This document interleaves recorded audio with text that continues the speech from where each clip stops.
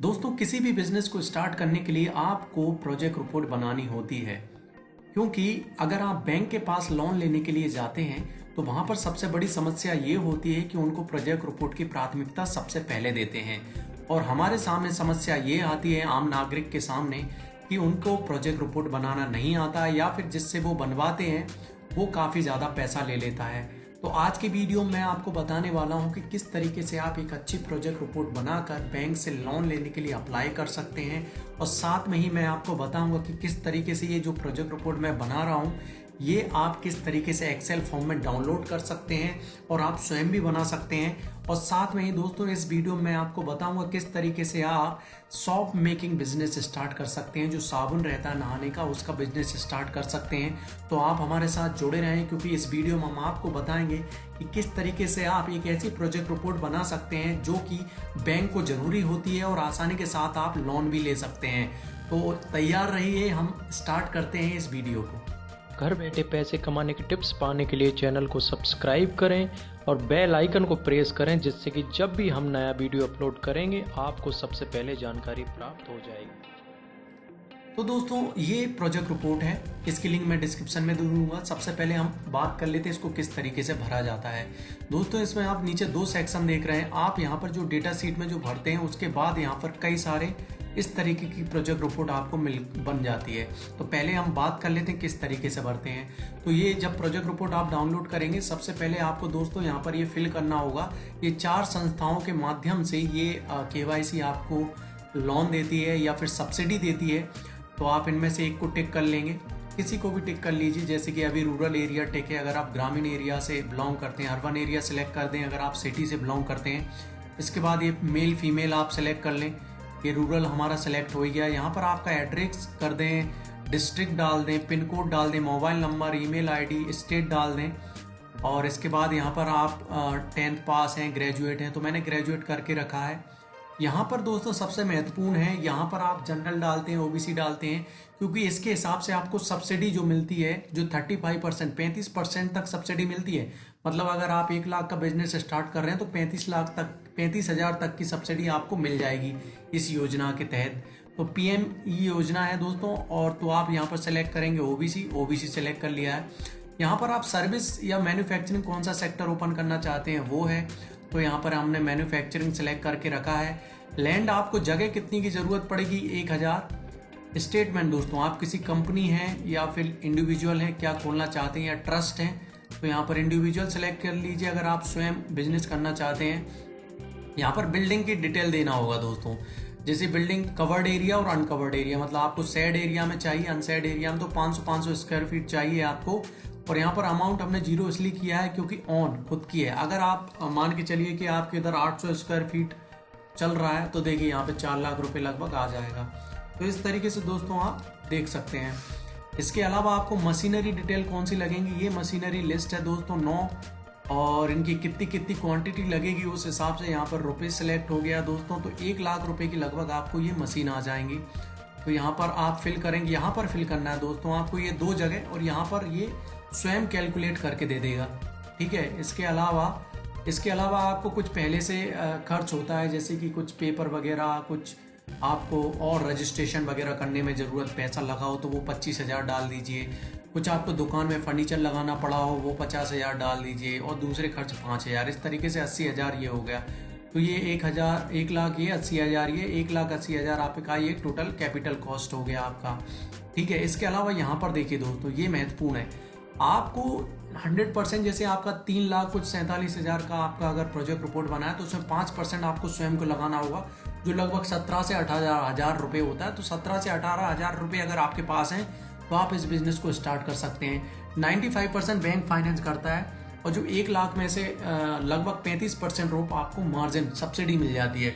मतलब 3,47,000 में से आपको 35% सब्सिडी मिल जाएगी दोस्तों, जो सरकार देगी। बात कर लेते हैं दोस्तों टोटल सेल्स में आपका कितना, 3,64,560 आपकी शॉप बनी है साल भर में, जिनका 13 रुपये आप पर यूनिट कॉस्ट लगा लीजिए जिसमें आपने बेचा है। तो इस तरीके से आप 47 लाख लगभग का आप रेवेन्यू जनरेट करेंगे। मतलब 47 लाख का लगभग आप प्रोडक्ट बेच देंगे। और देख लेते हैं दोस्तों रॉ मटेरियल की बात करें दोस्तों तो 1000 यूनिट आपको कोकोनट ऑयल की लगेंगे जो पर केजी है लगभग, और 170 रुपये पर केजी चल रहा है। एलॉय है, लाय है, कलर है, परफ्यूम है, इनका सबका कॉस्ट आपने यहाँ पर लिख सकते हैं। ये कलर 100 रुपये प्रति केजी मिल रहा है और आपको 10 केजी चाहिए तो इस तरीके से 1000 केजी हो जाएगा। टोटल इनको सम करेंगे तो लगभग 2.5 लाख रुपए हो जाएगा। और दोस्तों ये महत्वपूर्ण है, आपको PMEG योजना की सबसे महत्वपूर्ण खास बात यह है कि आप अगर 3 लाख रुपए का बिजनेस स्टार्ट कर रहे हैं तो इसमें लगभग पर लाख आपको एक बंदे को नौकरी पर रखना होगा, मतलब आपको 3 लोगों को नौकरी देना होगा। तो अगर ये बात करें दोस्तों तो 5,000 रुपये आपको पियोन या वॉचमैन को देना होगा, तो वो लगभग 60,000 प्रति साल होते हैं, तो 60,000 प्रति साल ये खर्च आएगा। इस तरीके से मैनेजर, केमिस्ट और इन लोगों को कितने स्टाफ रखना है तो वो है, ठीक है, और वो हो जाता है 3,60,000। तो टोटल 4 ये 5 वर्कर को आपने एम्प्लॉयमेंट दे दिया। बात कर लेते हैं दोस्तों कि 30 दिन तक आपको स्टॉक प्रोसेस में रहेगा और 30 दिन तक आप जो फिनिश प्रोडक्ट है वो अवेलेबल रहेगा और 30 दिन में आपको प्रोडक्ट मिल जाएगा। ये आप देते हैं उन लोगों को जिन लोगों को प्रोडक्ट की ज़रूरत है। फिर आप रिपेयर और मेंटेनेंस में साल भर का मान लीजिए 4500 रुपये, पावर फ्यूल का 3000 रुपये, इससे ज़्यादा लगा सकते हैं, आपके हिसाब से लगा लीजिए कैलकुलेशन। टेलीफोन 1200, स्टेशनरी पोस्टेज, इस तरीके से ये 5000 और टोटल ये लगभग हो रहा है आपका 1,87,000। तो लगभग 12 महीने में आप डिवाइड कर दीजिए। आप जब टर्म लोन लेते हैं तो 12% टर्म लोन मान के चलते हैं, 12 से 15% होता है, 12% यहाँ पर लिखा है। डेप्रिसिएशन का मतलब सीधा सा ये है दोस्तों कि आप बिल्डिंग जो बनाया है उसका धीरे धीरे उसका जो कीमत है वो कम होती जाएगी और मशीनरी की भी कीमत कम हो जाएगी। तो हम मान के चलते हैं कि हर साल उसका 10% कम होता है। जैसे 1 लाख है तो अगले महीने वो 90,000 की हमारी बिक जाएगी। बिल्डिंग अगर हमने 1 लाख की बनाई है तो हो सकता है उसमें धीरे धीरे उसमें जो कॉस्ट है उसकी कम हो जाएगी, तो हम 90,000 मान के चलते हैं। तो इस तरीके से हमने सब कुछ फिल कर दिया। अब हमारी दूसरी सीट में ऑटोमेटिकली सब कुछ आ जाएगा दोस्तों, ये महत्वपूर्ण चीज़ है। ऑटोमेटिकली सब कुछ आ जाएगा, ये मैं आपको लिंक डिस्क्रिप्शन में दे दूंगा। आप हमारे व्हाट्सएप और टेलीग्राम पेज जो चैनल है उसकी लिंक मैंने डिस्क्रिप्शन में दी है, वहाँ पर क्लिक करें। वहाँ पर हम वीकली आपको एक प्रोजेक्ट रिपोर्ट बना कर देते हैं और आपको अगर इस तरीके प्रोजेक्ट रिपोर्ट बनानी है तो आप मुझे डायरेक्ट व्हाट्सएप भी कर सकते हैं। हम आपको बताएं किस तरीके से आप ये प्रोजेक्ट रिपोर्ट ले सकते हैं। तो दोस्तों टोटल कॉस्ट इस प्रोजेक्ट की प्रति महीना 3,45,000 इसने कैलकुलेट करके दे दी है। इसमें से टर्म लोन आपको 3,27,000 मिल जाएगा, मार्जिन लगभग आपको 1,20,000 मिलेगी, ये सब्सिडी मिलेगी 1,20,000 और आपको स्वयं का कैपिटल 17,255। तो मतलब सीधा सा ये है कि 2 से 2.5 लाख रुपए का आपको मार्जिन में ये बिजनेस स्टार्ट कर सकते हैं। 5 साल में पे बैक पीरियड वो होता है कि 5 साल में आपने जितना भी पैसा लगाया है वो वापस आ जाएगा। एम्प्लॉयमेंट आप कितने व्यक्ति को दे रहे हैं? 5 को दे रहे हैं दोस्तों। और एनुअल टर्नओवर कितना होगा? 47 लाख का लगभग टर्नओवर होगा। इसके अलावा दोस्तों ये तो हमने बता ही दिया था कि आपका ये वर्किंग कैपिटल है और मशीनरी ये है और ये दूसरे खर्च हैं। तो इस तरीके से इन दोनों को ऐड करके लगभग 1,80,000 हो जाता है। वर्किंग कैपिटल वो है दोस्तों, ये जो वर्किंग कैपिटल है ये आपके रॉ मटेरियल और साथ में जो आप एम्प्लॉय जनरेट कर रहे हैं उनको पैसा दे रहे हैं और दूसरे खर्च दे रहे हैं, वो 1,65,000 है। तो टोटल कॉस्ट 3,45,000 हो जाएगी आपकी प्रति साल। इसमें आपको 17,000 स्वयं का लगाना होगा और जो टर्म लोन फाइनेंस की बात करें 95% जो मिलता है, टर्म लोन पर 1,71,000 और वर्किंग कैपिटल पर 1,56,000 मिलेगा। तो टोटल जो आपको मिलेगा टर्म लोन 3,27,000 का मिलेगा।